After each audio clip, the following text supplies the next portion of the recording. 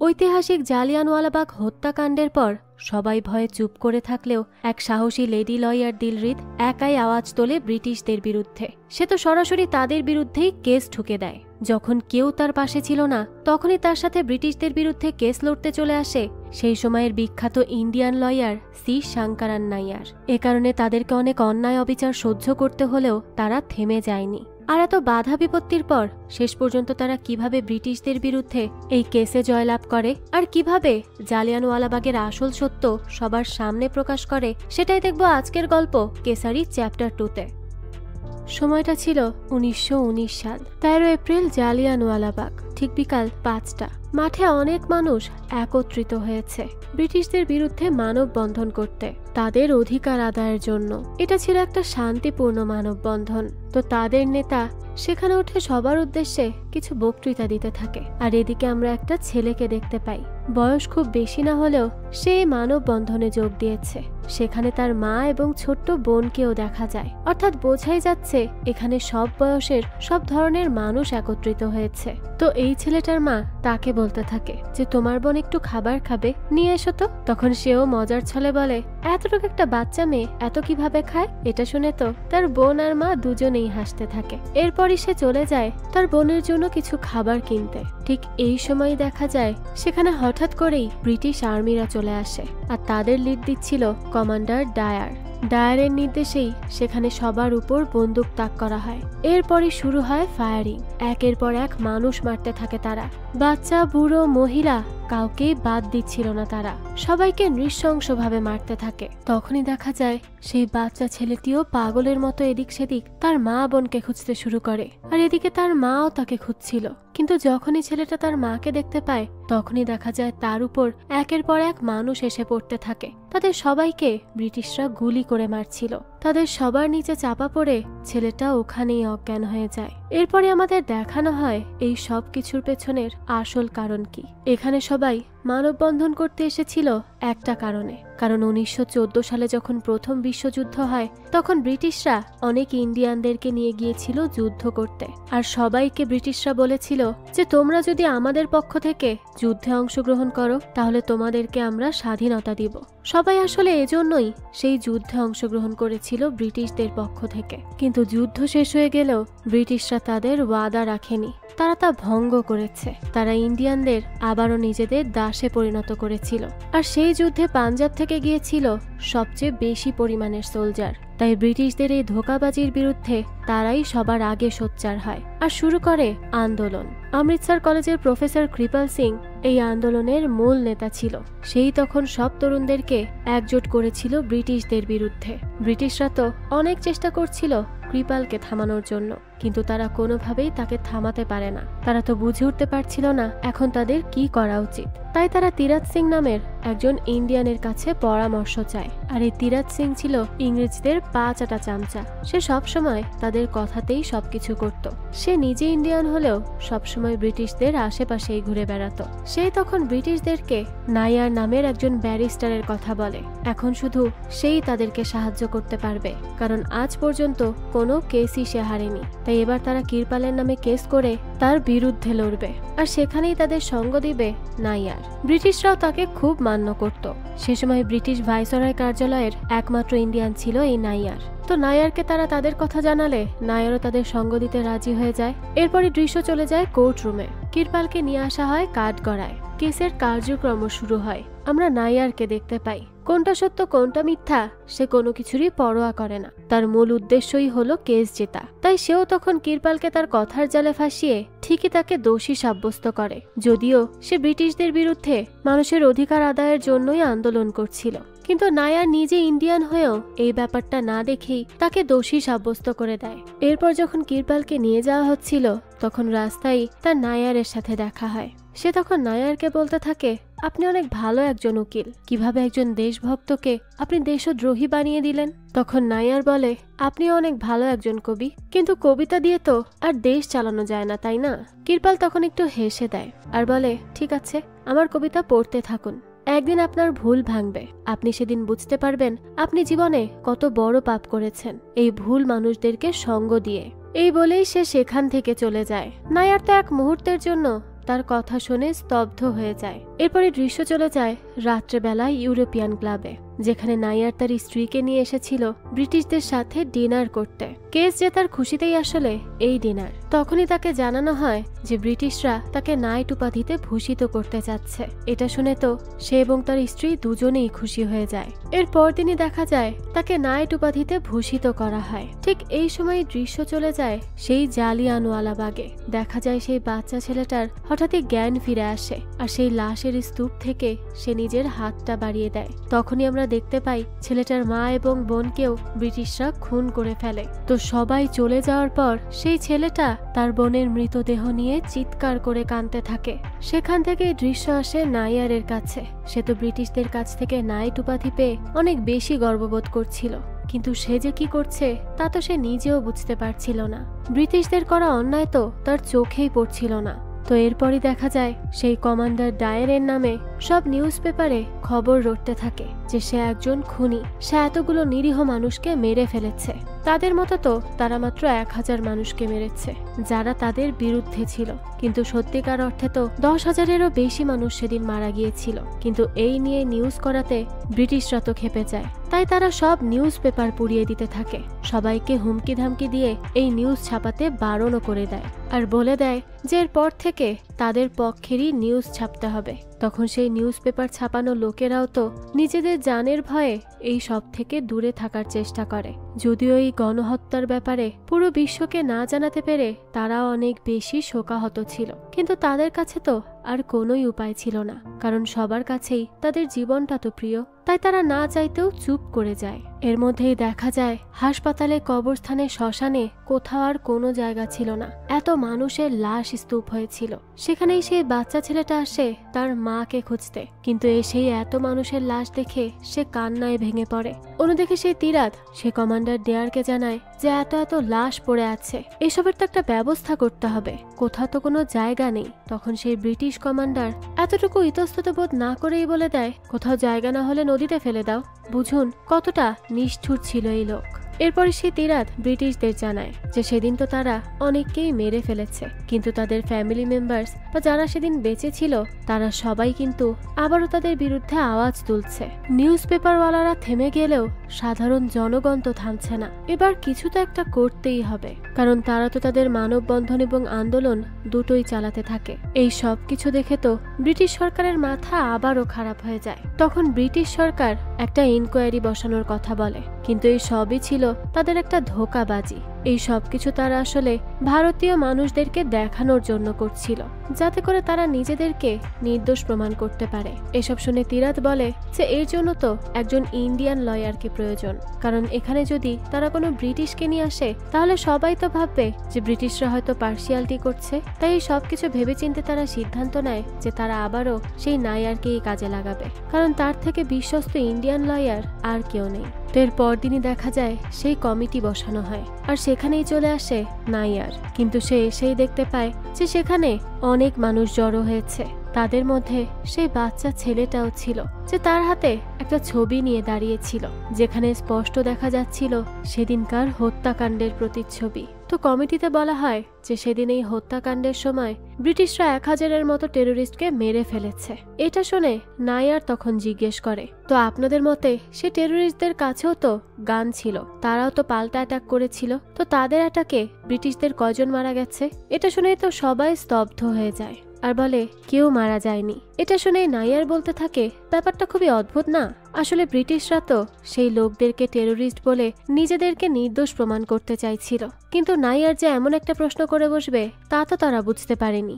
যাক, এরপরই নাইয়ার সেই মিটিং থেকে বাইরে বের হয়। তখন দেখা যায় সেদিন যারা মারা গিয়েছিল তাদের পরিবারকে অর্থ প্রদান করা হচ্ছে। সবাইকে 25 টাকা করে দেওয়া হচ্ছিল। তখনকার সময় 25 টাকাই ছিল এখনকার সময়ের 25 লাখের মতো। সবাই তো তখন সেই টাকাটা নিচ্ছিল ক্ষতিপূরণ হিসেবে। কিন্তু একটা মহিলা বারবার জিজ্ঞেস করছিল এই কাগজে কি লেখা আছে, কারণ সে ইংলিশটা বুঝতে পারছিল না। কিন্তু সেখানের ব্রিটিশ গার্ডরা তাকে বলতে থাকে, এত কিছু বলার সময় নেই, আপনি টাকা নিয়ে সরে যান তো। কিন্তু সে সময়ই নাইয়ার আসে আর বলতে থাকে, এটা আপনাদের ক্ষতিপূরণ দেয়া হচ্ছে। এরপরই সে সেখানে কি লেখা আছে সেটা পড়ে শোনায়। সে বলে যে এখানে লেখা আছে আপনাদেরকে ক্ষতিপূরণ হিসেবে 25 টাকা করে দেয়া হচ্ছে, আর আপনাদের যে স্বজন মারা গেছে সেজন্য ব্রিটিশরা দায়ী নয়। কিন্তু এই কথাটা শোনার পরই সবাই সেখানে স্তব্ধ হয়ে যায়, কারণ কেউ তো এটা চাচ্ছিল না। তাদের পরিবারের মানুষকে যারা খুন করেছে তাদেরকে তারা নির্দোষ কিভাবে বলবে, আবার সে কারণে তাদের থেকে টাকাও নিবে। তারা তো দোটানায় পড়ে যায়, কিন্তু তাদেরও আসলে কিছু করার ছিল না, কারণ এখন যদি তারা ব্রিটিশদের বিরুদ্ধে কথা বলে তাহলে তাদেরকেও তাদের প্রাণটা খোয়াতে হবে। নায়ার তো এই ব্যাপারটা খুব ভালোভাবে অবজার্ভ করে। এরপরই সে কিছু ইনভেস্টিগেশন করতে থাকে। সে দেখে ব্রিটিশদের পক্ষ থেকে বলা হয়েছে মারা গেছে মাত্র 1000-এর কিছু বেশি, কিন্তু হসপিটাল থেকে যেই সংখ্যা বলা হয়েছে সেটা তো 10,000 ছাড়িয়ে গেছে। এই ব্যাপারটা তার কাছে খুবই অদ্ভুত লাগে, তাই সে সাথে সাথে তিরাথের কাছে চলে আসে আর তাকে বলতে থাকে যে সেদিন যেই ঘটনা ঘটেছিল তাতে মৃতের সংখ্যা 2 জায়গায় 2 রকম কেন লেখা। ব্রিটিশদের গণনার সাথে তো হসপিটালের গণনার কোনো মিলই নেই, আকাশ পাতাল পার্থক্য। তখন তিরাথ বলে, আচ্ছা এসব বাদ দিন, আমি এই নিয়ে উপর মহলে কথা বলে দেখব। এখন আপাতত ভিকটিমদের পরিবারকে টাকা বাড়িয়ে দেয়া হোক। এই কথা শুনেই নায়ার একটু হেসে বলে, তারা কি আসলে ভিকটিম ছিল নাকি টেরোরিস্ট? তিরাথ বলে, তাতে কি যায় আসে বলুন, মূল কথা হলো ব্রিটিশ রাজ তাদেরকে টাকা দিতে চাচ্ছে, তাই এসব নিয়ে খামোখা কথা বাড়িয়ে কোনো লাভ নেই। তো এর মধ্যেই দেখা যায় সেখানে সে জেনারেল ডায়ার চলে আসে। এরপরই সেখানে একটা ছেলে আসে কিছু অভিযোগ নিয়ে, যেটা সে গভর্নর পর্যন্ত পৌঁছাতে চায়, কিন্তু দেখা যায় ডায়ার তার সেই অভিযোগপত্রটি নিয়ে তার সামনেই ছিঁড়ে ফেলে দেয়, যেটা নায়ারের খুবই অদ্ভুত লাগে। তখন তিরাথ বলে, কি মিস্টার নায়ার, আপনারও তো কিছু অভিযোগ ছিল তাই না, বলুন। নায়ার তখন আর কিচ্ছু না বলে সেখান থেকে বেরিয়ে আসে। তখনই সে দেখতে পায় সেখানকার সবাই ভেতরে টাকা নিতে গেলেও সেই বাচ্চা ছেলেটা সেখানেই শুয়ে আছে। তখন নায়ার একজনকে ডেকে জিজ্ঞেস করে, এই ছেলেটাকে এখানে শুয়ে আছে? তখন সেই লোক জানায় যে জানি না, পাগল একটা ছেলে, সবাই দেখুন টাকা নিতে গেছে আর সে এখানেই পড়ে আছে, প্রত্যেক দিন আসে আর একই কথা বলে যে এখানে একজন না একজন ভারতীয় তো আছেই যার কাছে সে জালিয়ানওয়ালাবাগের সত্যটা বলতে চায়। তখন নায়ার জিজ্ঞেস করে, তো সেদিন তার পরিবারের কি কেউ মারা গিয়েছিল? তখন লোকটা বলে, হ্যাঁ, ছেলেটার মা এবং ছোট বোন। এটা শুনেই তো নায়ার একেবারে অবাক হয়ে যায়, কারণ ব্রিটিশরা তো বলেছে যে তারা টেরোরিস্ট ছিল, কিন্তু একটা বাচ্চা কিভাবে টেরোরিস্ট হতে পারে? তারা কথা বলছিল, তখনই সেই ছেলেটা উঠে দাঁড়ায়। তার হাতে ছিল সেদিনের ঘটনার কিছু চিত্রাঙ্কন, যেগুলো সে নিজে এঁকেছিল, সেটাই সে হাত দিয়ে তুলে দেখাতে থাকে। নায়ার তো সব কিছু অবাক হয়ে দেখছিল আর ভাবছিল যে সে কি আসলেই ভুল করেছে। তো সেই দিন নায়ার সারাটা রাত ঘুমাতে পারেনি, বসে বসে অনেক চিন্তা ভাবনা করেছে। তো এর পরদিনই সে চলে আসে সেই বাচ্চা ছেলেটার বাড়িতে। দেখা যায় ছেলেটা তখন আরো কিছু পেইন্টিং করছিল। নায়ার এসে তার পরিচয় দিতে গেলেই ছেলেটি বলে, স্যার আমি আপনাকে চিনি, প্লিজ বসুন। তো এরপরে নায়ার তাকে বলে, তুমি তো অনেক সুন্দর ছবি আঁকো, এসব আন্দোলন টান্দোলন করে কোনো লাভ নেই, তার চেয়ে শোনো, আমার কেরালাতে একটা স্কুল আছে, সেখানে তোমাকে ভর্তি করে দিই চলো, ওখানে অনেক ভালো করে পড়াশোনা করবে, ছবি আঁকবে, ইংলিশও শিখবে। এটা শুনেই ছেলেটা বলে ওঠে, এসব করে কি লাভ স্যার, এসব ছবি আঁকা চিত্রকর্ম দিয়ে তো আর দেশ চলে না। এই কথাটা শুনেই নায়ার থমকে যায়, কারণ ঠিক এমন একটা কথাই সে কৃপাল সিংকে বলেছিল। তো এরপরই সে তাকে জানায় যে সে কৃপাল সিং এরই ছেলে। এই কথা শুনে নায়ার আরো অবাক হয়। এরপরে বাচ্চা ছেলেটা গিয়ে তার বাবার একটা রক্তমাখা কাপড় নিয়ে আসে আর নায়ারকে দেখায় জেলে যে তার উপর কি পরিমাণ টর্চার করা হতো এটা তারই প্রমাণ। সেদিন যদি নায়ার তার বাবাকে দোষী প্রমাণ না করত তাহলে হয়তো তার বাবাও বেঁচে থাকতো, কিন্তু এই নিয়ে ছেলেটা তাকে কিছুই বলে না। সে শুধু এতটুকু বলে যে তার বাবা তাকে সবসময় বলতো, আমি আশা করি তুই আর তোর বোন অন্তত একটা স্বাধীন ভারতে শ্বাস নিতে পারবি। আর এ কারণেই সেদিন আমি আমার মা আর বোনের সাথে গিয়েছিলাম সেই আন্দোলনে, আর সেখানে তাদেরকেও হারিয়ে ফেলি। এরপর সে নায়ারকে আরো বলে যে স্যার, ব্রিটিশরা আমাদের উপর যে অত্যাচার করেছে সেজন্য তারা দোষী, কিন্তু আমরা যদি এই অত্যাচার সহ্য করেও চুপ করে বসে থাকি তাহলে তো আমরা তাদের চেয়েও বড় দোষী হব, তাই না? এরপরই সে নায়ারকে বলে, মিস্টার নায়ার, আমার মনে হয় না এই সাধারণ চিন্তাটুক করার জন্য আমার স্কুলে যাওয়ার প্রয়োজন আছে, তবে আপনার হয়তো আছে। এই কথা শোনার পরই নায়ার মাথা নিচু করে সেখান থেকে চলে যায়। এরপরই রাতের বেলা দেখা যায় সে আর তার ওয়াইফ একটা পার্টিতে এসেছে, কিন্তু নায়ার কোনোভাবেই নিজের মনকে শান্ত করতে পারছিল না। তার তো এই পার্টিতে মনই ছিল না, তার স্ত্রীও সেটা খেয়াল করে। তো এরপরই নায়ার সেখান থেকে উঠে এসে সেখানকারই একটা কক্ষে যাওয়ার চেষ্টা করে, কিন্তু গার্ড তাকে বাধা দেয় আর বলে, স্যার আপনি যেতে পারবেন না। নায়ার তখন বলে, এটা কি বলছো, আমিও এখানকার একজন মেম্বার। কিন্তু তখনই সেই ডায়ার চলে আসে আর এসে একটা লেখা দেখায়, যেখানে লেখা ছিল dogs and Indians are not allowed. তাই সে নায়ারকে বলতে থাকে, এটা তো একটা রুলস, আর আপনি একজন লয়ার হয়ে এটা জানেন না। এই বলেই সে সেখান থেকে চলে যায়। সেই সময় দেখা যায় নায়ারের স্ত্রীও সেইখানেই দাঁড়িয়ে ছিল। তারা দুজন তখন একে অপরের দিকে তাকায়। নায়ারের তো নিজেকে অনেক বেশি ছোট লাগছিল, কিন্তু সে কিচ্ছু বলে না, একদম চুপ করে থাকে, সব অপমান মুখ বুজে সহ্য করে। তো এরপরে দেখা যায় আজ ইনকোয়ারি কমিশনের সিদ্ধান্ত জানানোর পালা। সবাই তো দেখা যায় নট গিলটি দেয় ব্রিটিশ সরকারকে, কিন্তু শুধুমাত্র নায়ারই গিলটি লেখে, কারণ ওই বাচ্চা ছেলেটি তাকে চোখে আঙুল দিয়ে বুঝিয়ে দিয়েছিল যে সে যা করছে তা মোটেই ঠিক করছে না। তাই সে এবার ব্রিটিশ সরকারের বিরোধিতা করে, তবে এতে তেমন একটা লাভ হয় না। আর ফাইনাল ডিসিশন হয় যে ব্রিটিশ সরকার গিলটি নয়, অর্থাৎ দোষী নয়। আর নায়ার যেহেতু ইন্ডিয়ান ছিল, তাই তার একটা এই গিলটি লেখাতে কিছুই যায় আসে না। তারা তো তার এই সিদ্ধান্তে কোনো তোয়াক্কাই করে না। এই সব কিছু দেখে তো নায়ার একেবারে হতবাক হয়ে যায়। এরপরই সে গাড়িতে করে সেখান থেকে রওনা দেয়। পথে সে যেতে যেতে দেখতে পায় অনেক মানুষ। সে বাচ্চা ছেলেটার বাড়ির সামনে এই বৃষ্টির মধ্যেও মানুষে ভরে গেছে। তাই সে সেখানেই গাড়ি থামিয়ে ধীরে ধীরে ভিতরে আসতে থাকে। আর সেখানে এসেই সে দেখতে পায় যে সেই ছেলেটা মারা গেছে।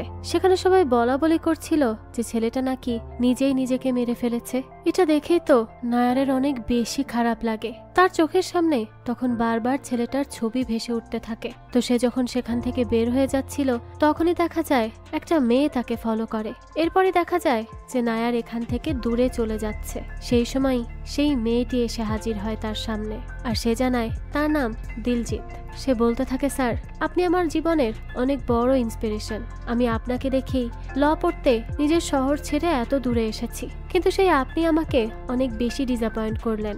আপনি তাদেরই পক্ষ নিলেন যারা এত অত্যাচার করলো। তখন নায়ার বলে, এদের বিপক্ষে যাওয়া সম্ভব নয়। এই বলেই সে উঠে যাচ্ছিল ট্রেনে। তখনই মেয়েটা বলে ওঠে, কিন্তু সেই 13 বছরের বাচ্চা ছেলেটা তো ঠিকই এদের বিপক্ষে লড়ে নিজের জীবনটা দিয়ে দিল। আর স্যার, আপনি কখনো জালিয়ানওয়ালাবাগে গিয়েছেন? আমি গিয়েছি। এখনো ওখানের দেয়ালে গুলির দাগ আর রক্তের ছাপ স্পষ্ট আছে। সেই দেয়ালের কাছে গেলে আপনিও সেদিনের সব সত্য জানতে পারবেন। এরপরই মেয়েটি নায়ারকে সেই বাচ্চা ছেলেটির আঁকা শেষ ছবিটা তুলে দেয় আর বলে, স্যার এটা আপনার দেখা উচিত। আর আরেকটা কথা স্যার, জালিয়ানওয়ালাবাগ হত্যাকাণ্ডের আসল খুনি দায়ার, এটা সবাই জানে, কিন্তু একটা কথা কেউ কোনোদিন জানবে না। ওই বাচ্চা ছেলেটার মৃত্যুর পেছনে আপনিই দায়ী। আপনি কিচ্ছু করতে পারলেন না স্যার, কিন্তু আমি ওই বাচ্চা ছেলেটার মৃত্যু এভাবে বিফলে যেতে দিব না। আমি অবশ্যই কিছু করব। এই বলেই মেয়েটা সেখান থেকে চলে যায়। নায়ার তো এই সব কিছু একদম স্তব্ধ হয়ে শুনছিল। সে বুঝতে পারছিল না সে এখন কি করবে। তো কদিন পরই দেখা যায় সেই দিলজিৎ নামের মেয়েটা ব্রিটিশদের বিরুদ্ধে কোর্টে কেস করে দেয়। সে জালিয়ানওয়ালাবাগ হত্যাকাণ্ডের পেছনে তাদেরকেই দায়ী করে, যেখানে দায়ার ছিল মেইন আসামি।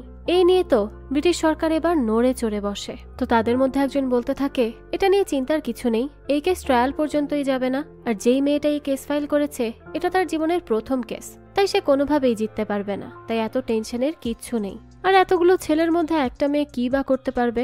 এর পরদিনই আমাদেরকে কোর্টের দৃশ্য দেখানো হয়। দিলজিৎ তো অনেক বেশি টেনশনে ছিল, আর এদিকে দায়ার তো তাকে কোনো পাত্তাই দেয় না। কিন্তু একটু পরই জানা যায় যে এই কেসটা লড়ছে নায়ার নিজে, আর তাকে অ্যাসিস্ট করবে দিলজিৎ। এটা শুনেই তো দায়াররা অনেক বেশি অবাক হয়ে যায়। এরপরই সেই কোর্টে এসে হাজির হয় নায়ার। সবাই তো তাকে হা হয়ে দেখতে থাকে। এখান থেকে দৃশ্য চলে যায় কয়দিন আগে, যেদিন নায়ার ট্রেনে ছিল। সে তার স্ত্রীকে বলে সেখান থেকে নেমে আসে আর সোজা চলে যায় সেই জালিয়ানওয়ালাবাগের মাঠে। সেখানে পা দেওয়ার সাথে সাথেই সে সেদিনকার নৃশংসতার প্রত্যেকটা চিত্র চোখের সামনে দেখতে পায়। এক একটা দেয়াল ছুঁয়ে ছুঁয়ে দেখতে থাকে, যেখানে রক্ত গুলির চিহ্ন এখনো বিদ্যমান। তো এই সব কিছু দেখতে দেখতে সে কেমন যেন হয়ে যায়। সেই সময় দেখা যায় তার পেছন পেছন দিলজিৎও চলে এসেছিল। সে সময় নায়ার সেখানে পড়ে থাকা কোনো একজনের রক্তমাখা বালা উঠিয়ে নেয় আর তা নিজের হাতে পরে নেয়। এরপরে সে দিলজিৎকে বলে, তুমি তোমার পরিবারকে বলে দিও যে তুমি তোমার জীবনের সবচেয়ে বড় কেস লড়তে যাচ্ছ, আর আমরা দুজন মিলেই এই অন্যায়ের বিরুদ্ধে লড়ব। আর নায়ারের বুদ্ধিতেই দিলজিৎ শুধু তার নাম দিয়েই ব্রিটিশদের বিপক্ষে কেস ফাইল করেছিল, যাতে কেউ বুঝতে না পারে যে নায়ারও তাদের সাথে রয়েছে। আর এরই সুযোগে তারা সব জায়গায় ঘুরে ঘুরে একটা একটা করে প্রমাণ জোগাড় করতে থাকে। তো এরপরই দৃশ্য চলে আসে কোর্টে। আর দেখা যায় এখানে দুই উকিলের মধ্যেই হাড্ডাহাড্ডি লড়াই হতে থাকে। ব্রিটিশদের পক্ষের উকিল অনেক চেষ্টা করলেও শেষমেশ নায়ারই জিতে যায় আর কেস চলে যায় ট্রায়াল অবধি। কিন্তু ব্রিটিশরা তো চাচ্ছিল যেন এই কেস ট্রায়াল পর্যন্ত না যায়। এখন তো আর কিছুই করার নেই। এরপরও তারা থেমে যায় না, তারা পরবর্তী চাল চালার জন্য চিন্তা করতে থাকে। আর এদিকে তো দিলজিৎ সহ সবাই অনেক খুশি হয়। সব প্রেস মিডিয়া চলে আসে তাদের ইন্টারভিউ নিতে। সেই সময় ব্রিটিশ একজন প্রেসের লোক নায়ারকে জিজ্ঞেস করে যে আপনি একজন মহিলাকে আপনার অ্যাসিস্ট্যান্ট হিসেবে রেখেছেন। তখন দিলজিৎ বলে, কেন, পুরো ইংল্যান্ড কি একজন কুইন চালায় না? এটা শুনে তো ওই লোকের মুখ একেবারেই বন্ধ হয়ে যায়। আর নায়ারও তার এই উত্তরে বেশ খুশি হয়। সে বুঝতে পারে সে একজন যোগ্য মানুষকেই তার সাথে রেখেছে, যে অনেক বেশি আত্মবিশ্বাসী। এরপরে দেখা যায় সব পত্রিকায় তো নায়ারকে নিয়েই খবর ছাপছিল। সব জায়গায় তাকে নিয়ে অনেক বেশি প্রশংসা হতে থাকে। এবার তো দায়ার পড়ে যায় অনেক বেশি বিপদে। উপর মহল থেকেও দায়ারের উপর চাপ আসতে থাকে। তখন দায়ার বলে, এই কেস থেকে বাঁচতে হলে আমার এখন অনেক ভালো একজন লয়ারকে লাগবে। দরকার পড়লে আমি আমার দেশ থেকে লয়ার নিয়ে আসবো। তখন তিরাত বলে, মোটেই না, এটা করলে জুরি বোর্ড আমাদের উপর সন্দেহ করবে। আমাদেরকে ইন্ডিয়ান একজন লয়ারকেই লাগবে। তখন আরেকজন বলে যে সেটা কিভাবে সম্ভব, কোনো লয়ারই তো এখন আমাদের সাথে কাজ করতে চাইবে না। তিরাত বলে, না, একজন আছে যে হাফ ইন্ডিয়ান আর হাফ ব্রিটিশ। এরপরই আমরা সেই ব্যক্তিকে দেখতে পাই, তার নাম নিভাইল ম্যাককিনলে। সে একটা বারে বসে ডান্স দেখছিল আর মদ খাচ্ছিল। সেই সময় তিরাত তার কাছে এসে বসে। এখানে আমরা জানতে পারি যে অনেক আগে এই নেভিল আর নায়ের একই সাথে কাজ করত, কিন্তু নায়ের এখনো তার ওকালতি চালিয়ে গেলেও নেভিল তা ছেড়ে দিয়েছে।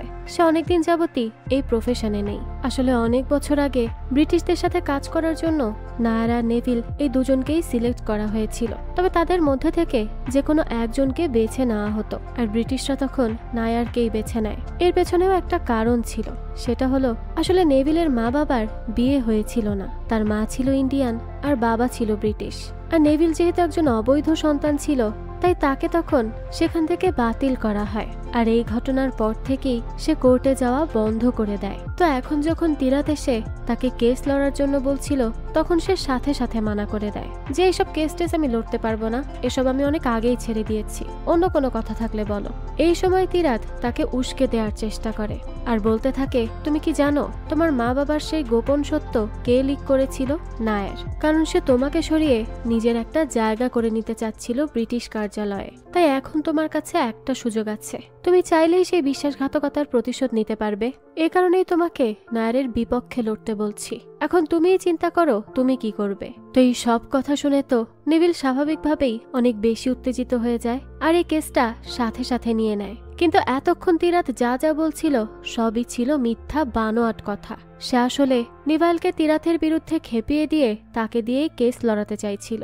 এ কারণেই সে এত বড় মিথ্যার আশ্রয় নিয়েছে। তো এরপরই দৃশ্য চলে আসে কোর্ট রুমে। দেখা যায় সবাইকে অবাক করে দিয়ে নিভাইল চলে আসে সেখানে। তাকে দেখেই তো নায়ার আর গিলজিৎ দুজনেই অবাক হয়ে যায়। নিভাইল তখন নায়ারের পাশে দাঁড়িয়ে একটা গান গাইতে থাকে আর বলতে থাকে, এই গানটার ব্যাপারে কি কিছু জানো? এটা হলো সেই গান যেটা টাইটানিকে বাজছিল, সেটা ডুবে যাওয়ার ঠিক আগে। আসলে এসব বলে সে নায়ারকে এটাই বুঝাতে চাইছিল যে সে এখন নায়ারকে ডুবাতে এসেছে। কিন্তু নায়ার এখানে কিচ্ছু বলে না। তো এরপরে নিভাইল দিলজিতের সাথে হ্যান্ডশেক করে আর বলে, এটা তো আপনার প্রথম কেস তাই না? আপনার জন্য বেস্ট উইশেস থাকলো।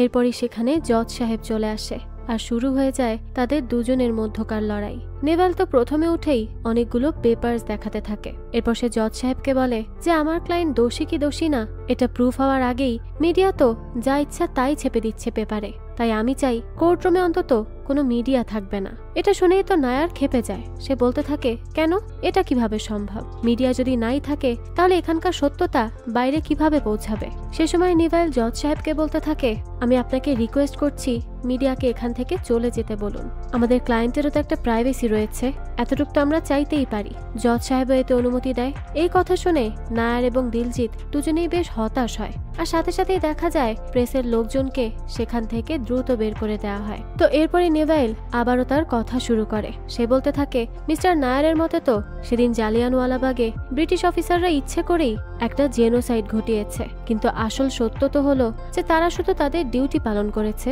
আর এর সাক্ষী হিসেবে আমি একজন ব্রিটিশ মহিলাকে এখানে ডাকতে চাই যে সেদিনের সাক্ষী ছিল। তখনই নায়ার বলে ওঠে, এক্সকিউজ মি স্যার, এটা কিভাবে সম্ভব? একজন ব্রিটিশ মহিলা যাকে এখানে সাক্ষী হিসেবে ডাকা হচ্ছে সে তো সেদিন সেখানে ছিলই না, তাহলে সে কিভাবে সাক্ষী দিতে পারে? তখনই নিভাইল বলে, ডান্ডা গ্যাং নামে একটা ভয়ঙ্কর গ্যাং রয়েছে, যারা 10 তারিখের রাতে এতটুক বলার সাথে সাথেই নায়ার বলে ওঠে, আমরা এখানে 13 তারিখের কথা বলছি, 10 তারিখের কথা কেন উঠবে এখানে? নিভাইল বলে, 13 তারিখের ওই ঘটনার সাথে 10 তারিখের ঘটনা কানেক্টেড, এজন্যই তো আমি বলছি। তো এরপরই সেই সাক্ষীকে ডেকে আনা হয়, আর এখানে আমরা জানতে পারি এই মেয়েটির নাম মার্থা স্টিফেন। সে একটা কলেজের মিউজিক টিচার। নিভাইল তাকে জিজ্ঞেস করে যে এটা কি সত্যি যে আপনি 11 তারিখ আপনার কাছের একটি পুলিশ স্টেশনে রিপোর্ট লেখাতে গিয়েছিলেন? মার্থা বলে, হ্যাঁ সত্যি। নিভাইল তখন জিজ্ঞেস করে, কি এমন হয়েছিল যে আপনি রিপোর্ট লেখাতে গিয়েছিলেন? এরপরই মেয়েটি বলতে থাকে 10 তারিখ রাতে একটুক বলতে গিয়েই সে কান্না করে ফেলে। তখনই নিভাইল তাকে একটু শান্ত হতে বলে। মেয়েটিও একটু স্থির হয়ে বলতে থাকে যে 10 তারিখ ঠিক 5:30টার সময় আমি আমার কাজ শেষ করে স্টাফ রুমের দিকে যাচ্ছিলাম, কিন্তু তখনই করিডোর থেকে হঠাৎ করে একটা লোক এসে আমাকে জোর করে টেনে নিয়ে যায়। আমি কিছু করার আগেই সে আমাকে স্টোর রুমে নিয়ে চলে যায় আর আমার সাথে অনেক জঘন্য কাজ করে। এই কথা বলেই মেয়েটা কান্না করতে থাকে। তো এরপরে নিভাইল তাকে একটা ছবি দেখিয়ে বলে যে এটাই কি সেই ব্যক্তি? মার্থা তখন মাথা নাড়িয়ে হ্যাঁ জানায়। তো এরপরে নিভাইল সবাইকে বলে যে এটা হলো তানভীর চৌধুরী, ডান্ডা গ্যাংয়ের স্টুডেন্ট লিডার, আর এই লোক তার গুনাহ কবুলও করেছে, তাও অনেক গর্বের সাথে। তাদের মতে এই মেয়ের উপর শারীরিক নির্যাতন চালানো এটা কোনো দোষ ছিল না, বরং তাদের প্রোটেস্টেরই একটা অংশ ছিল।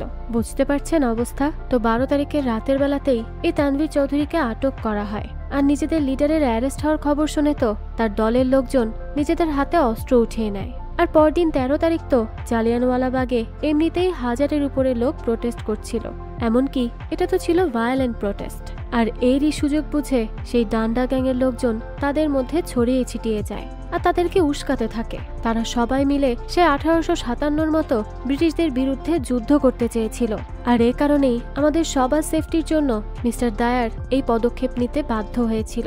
কিছু শয়তানকে মারতে গেলে তো আশপাশের কিছু নিরীহ মানুষ মারাই যাবে, কিন্তু এখানে তো মিস্টার ডায়ারের কিছু করার ছিল না, তো এখানে তার কি ভুল আপনারাই বলুন? তো এই কথা শোনার পর তো সবাই চুপ হয়ে যায়। নায়ার আর দিলজিৎ তো একেবারে স্তব্ধ হয়ে যায়, তারা কি করবে কিছুই বুঝে উঠতে পারছিল না। এরপরই দেখা যায় তিরাত চলে আসে নিভাইলের কাছে। তখন নিভাইল বলতে থাকে যে কাল থেকে যেন চারিদিকে এই খবর ছড়িয়ে দেয়া হয় যে মিস্টার নায়ার মেয়েদের উপর নির্যাতন চালানো একজন লোককে সাপোর্ট করছে। আসলে সে তো চাইছিল নায়ারের ভরাডুবি, যাতে সবাই তাকে ঘৃণা করতে থাকে। তো ঠিক হয়ও তাই, চারিদিকে এই খবর ছড়িয়ে গেলে সবাই তো নায়ারের বিরুদ্ধে প্রোটেস্ট করতে থাকে। এর মধ্যেই সে তার স্ত্রীকে নিয়ে গাড়িতে করে আসতে থাকলে সবাই তো তাদের গাড়ি ঘিরে ধরে। এক পর্যায়ে না পেরে নায়ার গাড়ি থেকে বের হয়ে সবাইকে বুঝাতে যায়, কিন্তু কেউ তার কথা শোনে না। কিছু মেয়েরা এসে তো তার মুখে কালিও মাখিয়ে দেয়। এই সব কিছুতে নায়ার জন্য একেবারে স্তব্ধ হয়ে গিয়েছিল। এরপরই তার স্ত্রী তাকে বুঝাতে থাকে কিছু কিছু জিনিস ভুলে যাওয়াই ভালো, দয়া করে এগুলো ভুলে যাও। আমি জানি তুমি তোমার নিজের জীবনের বা আমার জীবনের পরোয়া করো না, কিন্তু আমাদের বাচ্চার তো একটা জীবন আছে, তার জীবনের কি? তখন নায়ার বলে যে জালিয়ানওয়ালাবাগে সেদিন অনেক মানুষ মারা গিয়েছিল, তাদের মৃত্যুর জন্য কি বলবে? তাদের জীবনের কি কোনো দাম ছিল না? আর যে ছেলেটা শেষে মারা গেল তার মৃত্যুও কিন্তু আমার জন্যই হয়েছে, কারণ আমি তখন ব্রিটিশদের পক্ষে লড়াই করেছিলাম, তাদের দিকে আমি ফিরেও তাকাইনি। কিন্তু এখন আমি আর কোনোভাবেই পিছু পা হব না, আমি এই কেস অবশ্যই লড়ব, যত যাই হয়ে যাক না কেন। আর জালিয়ানওয়ালাবাগের সত্য পুরো দুনিয়ার সামনে এনে ছাড়ব। তো এরপরই দেখা যায় যে নায়ার এবং দিলজিৎ মিলে আবারও তাদের ইনভেস্টিগেশন শুরু করে। হসপিটাল, ছেলেদের হোস্টেল, সব জায়গায় গিয়ে তারা তাদের রিসার্চ চালাতে থাকে। এরপরে তারা সোজাসুজি চলে যায় তানভীর চৌধুরীর কাছে আর তাকে গিয়ে জিজ্ঞেস করে, কেন করলে তুমি এরকম? এখান থেকে দৃশ্য চলে আসে কোর্টে। আজ তো দিলজিৎ অনেক বেশি নার্ভাস ছিল। নায়ার তখন তাকে সাহস রাখতে বলে। এরপরে সে জজ সাহেবের কাছে রিকোয়েস্ট করে যে মিস দিলজিৎ মিস মার্থার ক্রস এক্সামিন করতে চায়, তাই তাকে সেই অনুমতি দেওয়া হোক। কিন্তু এর মাঝেও বাহার ঢুকিয়ে দেয় নিভাইল। সে বলে এটা কিভাবে সম্ভব? এসব আসলে ফিমেল জুরি বোর্ডদেরকে ইমোশনাল করার জন্য একটা পন্থা আর কি। এটা শুনেই তো দিলজিৎ উঠে দাঁড়ায় আর বলতে থাকে যে মিস্টার নিভাইল, এটা একটা সেন্সিটিভ ইস্যু, তাই একজন মেয়েকে, একজন মেয়ে লয়ার এসব জিজ্ঞেস করাটাই আমার মনে হয় ভালো হয়। তখন জজ সাহেবও তাকে সেই অনুমতি দিয়ে দেয়। এরপরই দিলজিৎ তার কোশ্চেন করা শুরু করে। সে মার্থাকে বলে, আচ্ছা আপনি তো বলেছিলেন সেদিন নাকি তানভীর চৌধুরী আপনাকে জোর করে টেনে নিয়ে গিয়েছিল স্টোর রুমে, তো আপনি কি চিৎকার করেননি সাহায্যের জন্য? মার্থা বলে হ্যাঁ করেছিলাম, কিন্তু কেউ সেখানে ছিল না, আর 5:30টার সময় স্কুল বন্ধ হয়ে যায়। তখনই দিলজিৎ বলে স্কুল বন্ধ হয়ে যায় ঠিক আছে, কিন্তু সামনের চার্চ তো খোলা থাকে, যেটা একেবারে স্টোর রুমের সামনে। সেখান থেকে কেউ চিৎকার করলে যে কেউ শুনতে পাবে, কিন্তু আমি সবাইকে জিজ্ঞেস করেছি, চার্চের সবাই বলেছে সেদিন তারা আপনার কোনো চিৎকার শুনতে পায়নি। এটা শুনেই নিভাইল বলে ওঠে যে হ্যাঁ হতেই পারে, তার গলার আওয়াজ তাদের পর্যন্ত পৌঁছায়নি। এটা শুনে দিলজিৎ বলে ঠিক আছে, তো মিস মার্থা আমাকে আরেকটা কথা বলুন তো তানভীর চৌধুরী যখন আপনাকে জোর করে নিয়ে গিয়েছিল, আপনি কি তার থেকে বাঁচার চেষ্টা করেননি? মার্থা বলে না, আমি তখন ভয়ে ফ্রিজ হয়ে গিয়েছিলাম। নিভাইল বলে হ্যাঁ এরকম অনেক সময়ই হয়ে থাকে যে ভিকটিম একেবারে ফ্রিজ হয়ে যায়, তার করার কোনো ক্ষমতাই থাকে না। মার্থার সাথেও নিশ্চয়ই এরকমই হয়েছিল। দিলজিৎ বলে ঠিক আছে, তো মিস মার্থা আপনার সাথে তো সেদিন অনেক বাজে কাজ হয়েছিল, তো আপনি কি তারপর কোনো হসপিটালে যাননি? কোন হসপিটালে গিয়েছিলেন বলুন তো? মার্থা তখন কিচ্ছু বলতে পারে না, সে তখন নিভাইলের দিকে তাকাতে থাকে। এই জিনিসটা দিলজিৎও খেয়াল করে, তাই সে বলতে থাকে আপনি কোন হসপিটালে অ্যাডমিট হয়েছিলেন সেটা কি উনি জানে? ওদিকে তাকাচ্ছেন যে। তাও মার্থা কিচ্ছু বলতে পারে না। তখন বলে তো আপনি কি প্রাইভেট কোনো ডক্টর দেখিয়েছিলেন? তাও মার্থা চুপ থাকে। তখন দিলজিৎ বলে মিস মার্থা, এত বড় একটা ঘটনা আপনার সাথে হলো আর আপনি একজন ডক্টর দেখাননি? যাক বাদ দিন, আমাকে এটা বলুন তো, আপনি 9 সিম্ফনি নামের এই বইটা পড়েছেন? মার্থা তখন কিচ্ছু বলতে পারে না। তখন নিভাইল বলে এই বইয়ের সাথে এই কেসের কি সম্পর্ক? দিলজিৎ বলে হ্যাঁ সম্পর্ক আছে, এজন্যই তো জিজ্ঞেস করছি। তখন জজ সাহেব মার্থাকে কথা বলতে বলে। মার্থা তখন বলে হ্যাঁ আমি পড়েছি, একটা চ্যাপ্টার আমার মনে আছে। তখনই দিলজিৎ বলে তাই নাকি, তো কতবার শুনেছেন বলুন তো? এটা শুনেই মার্থা বলে 3 বার শুনেছি। এই উত্তরেই দিলজিৎ হেসে দেয় আর বলতে থাকে জজ সাহেব উনি শুনেছেন, পড়েননি কিন্তু। আসলে দিলজিৎ ইচ্ছে করেই শোনার কথাটা বলেছিল, পড়ার কথা বলেনি। এরপরই সে বলতে থাকে যে মিস মার্থা, আপনি এই বইয়ের লেখাগুলো শুনেছেন তানভীর চৌধুরীর কাছ থেকে, তাও ওই স্টোর রুমে বসেই। এটা শুনেই তো নিভাইল রেগে যায় আর বলতে থাকে কি সব কথা বলছেন আপনারা, কোনো প্রমাণ আছে? তো এরপরই দিলজিৎ নায়ারের কাছ থেকে একটা বই নিয়ে জজ সাহেবকে দেখায় আর বলতে থাকে যে এই বইটা মিস্টার নায়ার তানভীর চৌধুরীর হোস্টেলের লকার থেকে পেয়েছে, আর এখানে লেখা আছে ডিয়ার তানভীর, লাভ MS, অর্থাৎ মার্থা স্টিফেন। তো এরপরই সে মার্থাকে জিজ্ঞেস করে তো মিস মার্থা, আপনি কি সব স্টুডেন্টকে এভাবেই বই দিয়ে থাকেন? দেখুন মিস মার্থা, তানভীর কিন্তু আপনাকে সত্যিই ভালোবেসেছিল। সে চাইলে কাঠগড়ায় দাঁড়িয়ে আপনার বিপক্ষে বলতে পারত, কিন্তু সে কিচ্ছু বলেনি, স্বেচ্ছায় নিজেকে দোষী প্রমাণ করেছে। আর আপনি কি করলেন? তানভীর একজন ইন্ডিয়ান বলে আপনি তার সাথে এমনটা করতে পারলেন? এরকম অনেক কিছু বলতে থাকলে মার্থা এবার কান্নাই করে দেয় আর তাকে থামতে বলে। এবার সে বলতে থাকে যে আমিও তানভীরকে অনেক ভালোবাসতাম। সেদিন আমি আর তানভীর স্টোর রুমে যাই, কিন্তু তখনই প্রিন্সিপাল চলে আসে আর আমাদের দুজনকে একসাথে দেখে ফেলে। আর আমি একজন ব্রিটিশ হয়ে একজন ইন্ডিয়ান স্টুডেন্টের সাথে রয়েছি, এটা তো তাদের জন্য অনেক বড় অপরাধ। তাই আমাদেরকে সাথে সাথে পুলিশ স্টেশনে নিয়ে যাওয়া হয়। সেখান থেকে তানভীরকে গ্রেফতার করা হয় আর আমাকে বলা হয় আমি যেন তানভীরের বিরুদ্ধে শারীরিক নির্যাতনের অ্যালিগেশন আনি, না হলে তারা তানভীরকে মেরে ফেলতো। আমার কাছে আর কোনো উপায় ছিল না, তাই আমি বাধ্য হয়ে কাজ করেছি। আর তানভীর একেবারে নির্দোষ। তার এই সব কথা শুনে তো এবার পুরো কোর্ট স্তব্ধ হয়ে যায়। তখন জজ সাহেব নিভাইলকে বলে যে আপনি কি কিছু বলতে চান? আপনি যাকে দোষী বলেছিলেন সে তো নির্দোষ প্রমাণিত হলো, তো এই নিয়ে আপনি কি বলবেন? তখন নিভাইল বলে জজ সাহেব, সবার মতো আমিও স্তব্ধ। আমিও তো এই সত্যতা সম্পর্কে জানতাম না। এই সব কিছু পুলিশ করেছে, এর সাথে মিলিটারি বাহিনীর কোনো যোগসূত্র নেই। আর মিস্টার দায়ারকে যে রিপোর্ট দেওয়া হয়েছিল সে সেই অনুযায়ী অ্যাকশন নিয়েছে, তো এখানে তাকে গিলটি বলার কোনো সুযোগ নেই। তখনই তো নায়ার উঠে আসে আর বলতে থাকে এরা মিথ্যা কথা বলছে। মিস্টার দায়ার ইচ্ছে করেই এই জেনোসাইড করেছে, সে পুলিশ আর মিলিটারিকে মিসইউজ করেছে। তখনই নিভাইল বলতে থাকে মিস্টার নায়ার, এখানে প্রুফের দরকার হয়, শুধু মুখের কথাতে কোনো কাজ হয় না। তো আপনার কাছে কি এমন কিছু আছে?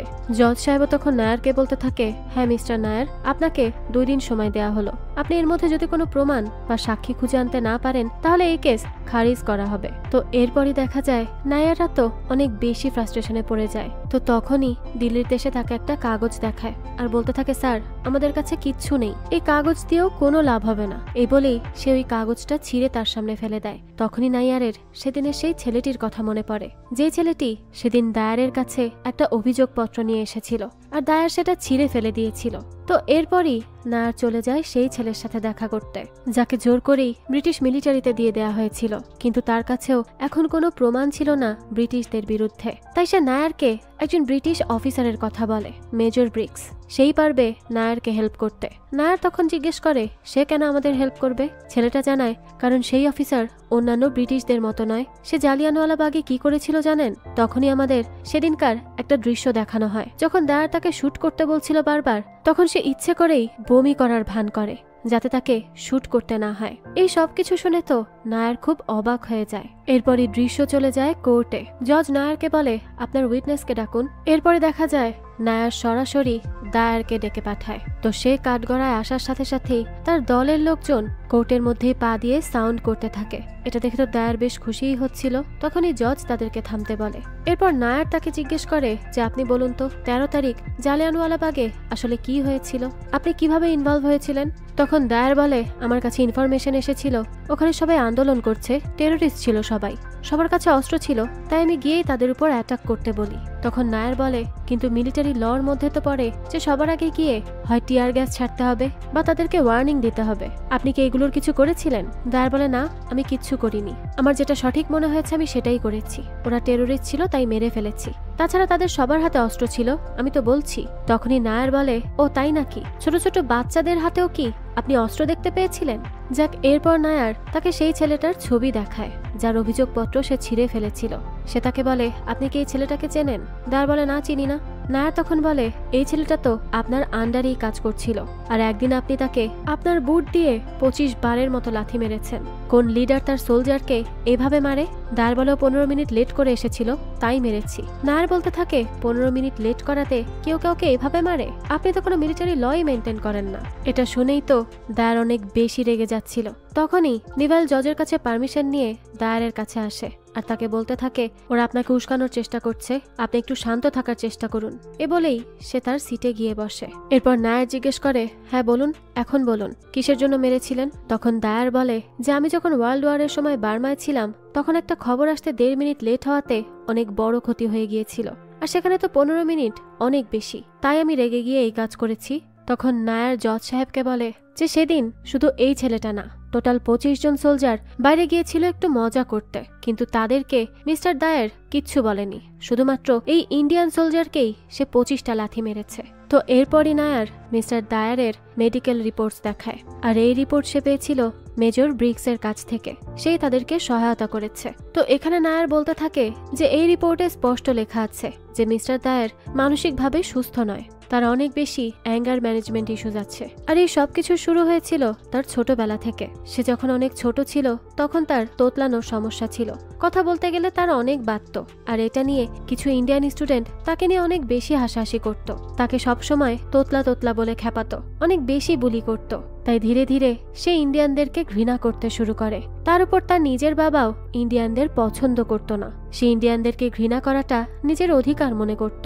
আর এই সবকিছু ধীরে ধীরে দায়ারের মধ্যেও বেড়ে উঠতে থাকে। আর এই জন্যই বড় হয়ে সে যখন ক্ষমতার অধিকারী হয় তখন সে তার ক্ষমতার অপব্যবহার করতে শুরু করে, যেটা সে জালিয়ানওয়ালাবাগেও করেছে। ইচ্ছা মতো মানুষ মেরেছে। এরপর নায়ার তাকে উস্কে দেওয়ার জন্য আরো কথা বলতে থাকে। তখনই তো মিস্টার দায়ার অনেক বেশি রেগে যায় আর নায়ারের কলার ধরে বলতে থাকে বেশ হয়েছে, ওদেরকে মেরেছি, আর এখন বেশি কথা বললে তোকেও মেরে ফেলবো, কারণ তোদের মতো ইন্ডিয়ানদের আমি ঘৃণা করি। ইন্ডিয়ানদের বেঁচে থাকার কোনো অধিকার নেই। এই কথা শুনে তো এবার সবাই থমকে যায়। তো এর মানে এটাই দাঁড়ায় যে এতক্ষণ নায়ার এই দায়ারের বিরুদ্ধে যা যা বলছিল সবকিছু সত্যি। এবার তোর বিরুদ্ধে কেসটা আরো বেশি পাকাপোক্ত হয়ে ওঠে। এরপরই ফাইনাল শুনানির ডেট দিয়ে কোর্ট সেদিনের মতো মুলতবি করা হয়। কিন্তু এর মধ্যেই তো বেঁধে যায় বিপত্তি। নায়ারদের বিরুদ্ধে বিভিন্ন ধরনের কেস দিয়ে দেয় দায়ার, তাই নায়ারদেরকে পুলিশ ধরে নিয়ে যায়। তাই ফাইনাল শুনানির দিন নায়ার বা দিলরিত কেউই কোর্টে যেতে পারে না। এরপরই তো জুরি বোর্ডের ভিত্তিতে জজ সাহেব দায়ারকে খালাস করে দেয়, তাকে নির্দোষ প্রমাণিত করে, যেহেতু নায়ার বা দিলরিত কেউই কোর্টে হাজির হতে পারেনি। এতে তো নায়ার অনেক বেশি ভেঙে পড়ে। তাই এই সবকিছু বাদ দিয়ে নিজের স্ত্রীকে নিয়ে চলে যায় অনেক দূরে। আর এই সবকিছুর জন্য দিলরিতকেও তার বাবা বিয়ে করে নিতে বলে, এই সবকিছু ছেড়ে দিতে বলে। দিলরিত বাধ্য হয়ে তাই করে নেয়। এভাবেই কেটে যায় অনেকগুলো দিন। তো এরপরই একদিন নায়ারের কাছে একটি চিঠি আসে, যেটা পাঠিয়েছিল কিরপাল সিং। সে লিখেছে আপনার সাথে দেখা হওয়ার পর আমার ছেলে আমাকে চিঠি পাঠিয়েছিল। সে আপনার নামে অনেক ভালো ভালো কথা বলেছিল। এরপর কিরপাল সিং এটাও জানায় যে আমার ছেলে নিজেকে নিজে শেষ করে দেওয়ার মতো ছেলে নয়, ও ও তোর মা আর বোনকে হারানোর পরও একাই লড়াই করে যাচ্ছিল। ও কেন নিজেকে শেষ করবে বলুন? আমার ছেলেকে হত্যা করা হয়েছে, আর এর পেছনে রয়েছে ব্রিটিশ সরকার। এই চিঠি পড়ে তো নায়ার একেবারেই শকড হয়ে যায়, আর সাথে সাথেই দিলরিতের সাথে যোগাযোগ করে। এরপরে তারা আবারও আপিল করে দায়েরের বিরুদ্ধে। দুজন মিলে আবারও প্রমাণ সংগ্রহ করতে শুরু করে। তো বেশ কয়েকদিন যাওয়ার পর শুনানির দিন চলে আসে। তবে এখানে যেই জজ ছিল সে ছিল দায়েরের কেনা গোলাম। তাই কেস শুরু হওয়ার সাথে সাথেই সে নায়ারের থেকে কোনো কথাই শোনে না। তখনই সে কেসটা খারিজ করে দেয়। আর এই কাণ্ড দেখে তো কোর্টের সবাই অবাক হয়ে যায় যে একজন জজ কিভাবে এমন করতে পারে। তখন নায়ার একটা বুদ্ধি আটে। সে ইচ্ছে করে জজের সাথে দুর্ব্যবহার করতে থাকে। তখনই তো তাকে হেফাজতে নেওয়া হয়, তার বিরুদ্ধে মামলাও ঠুকে দেওয়া হয়। আর সে তো এটাই চাচ্ছিল। কিন্তু নায়ারের মনে মনে কি প্ল্যান তা তো আমরা একটু পরেই জানতে পারবো। এরপরই চলে আসে মামলার শুনানির দিন। তো তখন নায়ারকে বলা হয় সে এরকম কেন করেছিল, সে যেন জজ সাহেবকে সরি বলে আর একটা লিখিত মাফিনামাও যেন দেয়। নায়ার তো সাথে সাথেই আবার সে দায়েরের সম্পর্কে বলা শুরু করে। তখনই তাকে থামতে বলে জজ সাহেব, কারণ এটা তো দায়েরের কেস না, নায়ারের কেস। কিন্তু এতে নায়ারকে থামানো যায় না, কারণ কোর্টে একটা রুলস আছে। নায়ার কেন সেদিন জজের সাথে দুর্ব্যবহার করেছিল সেটা বলার একটা সুযোগ পাবে সে। সেটার জন্য সে যদি অন্য কোনো কেস টানতে চায় সেটা সে টানতে পারবে। এ কারণেই নায়ার সুযোগ বুঝে দায়েরের কেসটা টেনে আনে। এরপর সে বলতে থাকে, দায়েরের কেসের শেষ শুনানির দিন আমাকে পুলিশ দিয়ে ধরিয়ে দেয় ওরা, জজ সাহেবকেও টাকা খাওয়ায়। আর জুরি বোর্ডের সবাই কিন্তু সেদিন দায়েরের পক্ষে ছিল না, কেউ কেউ তার বিপক্ষেও ছিল। তারা তাকে অপরাধী মনে করত। তো সেই সময় দায়ের দেখা যায় জুরি বোর্ডের একজন মেম্বারকে আনে। সে জানায় যে হ্যাঁ, সে সহ আরো অনেকেই এই সিদ্ধান্তে উপনীত হয়েছিল যে দায়ার অপরাধী, কিন্তু তাদের সবাইকে বিভিন্ন ছুতো দিয়ে ব্রিটিশ সরকার দেশে পাঠিয়ে দিয়েছে। এরপরে নিজেদের ইচ্ছামতো সিদ্ধান্ত জানিয়েছে জনগণকে। তো এরই সাথে সাথে এটা প্রমাণ হয়ে যায় যে দায়ের আসলেই অপরাধী। আর সেদিন জালিয়ানওয়ালাবাগে সে ইচ্ছে করেই সেই জেনোসাইড চালিয়েছিল। দায়েরের সাথে সাথে সেই জজ সাহেব আর জুরি বোর্ডের কয়েকজনকেও অপরাধী হিসেবে গণ্য করা হয়, কারণ তারা একজন হত্যাকারীকে সাথ দিচ্ছিল। দায়েরকে যারা যারা সঙ্গ দিয়েছিল প্রত্যেকের নামই এখানে উঠে আসে। অবশেষে নায়ার সেই জালিয়ানওয়ালাবাগের আসল সত্য সবার সামনে প্রকাশ করতে পেরেছে। আসলে কথায় আছে, সত্য কখনো চাপা থাকে না, একটা না একটা সময় তা প্রকাশ হবেই হবে, যেমনটা হয়েছে এই গল্পে। তো এই তো ছিল ভারতের সত্য ঘটনার উপর ভিত্তি করে বানানো একটি গল্প। তো এই গল্পটা আপনাদের কাছে কেমন লেগেছে সেটা অবশ্যই আমাদেরকে কমেন্ট করে জানাবেন। যদি এতটুকু ভালো লেগে থাকে তাহলে একটি লাইক দিয়ে যাবেন। আর হ্যাঁ, আমাদের এই চ্যানেলে কিন্তু প্রতিনিয়তই নতুন নতুন ভিডিও আপলোড করা হয়। সেই সব ভিডিওর আপডেট পেতে আমাদের চ্যানেলটিকে সাবস্ক্রাইব করে বেল আইকনে অল দিয়ে রাখতে কিন্তু ভুলবেন না। আর একটা কথা, আমাদের সকল ভিডিওর আপডেট পেতে জয়েন করে নিন আমাদের হোয়াটসঅ্যাপ চ্যানেলে, লিংক কমেন্ট বক্সেই দেওয়া আছে। আজকে তাহলে এই পর্যন্তই, আবারও হাজির হব নতুন কোনো ভিডিও নিয়ে। সেই পর্যন্ত সবাই ভালো থাকবেন আর আমাদের চ্যানেলের সাথেই থাকবেন। ধন্যবাদ।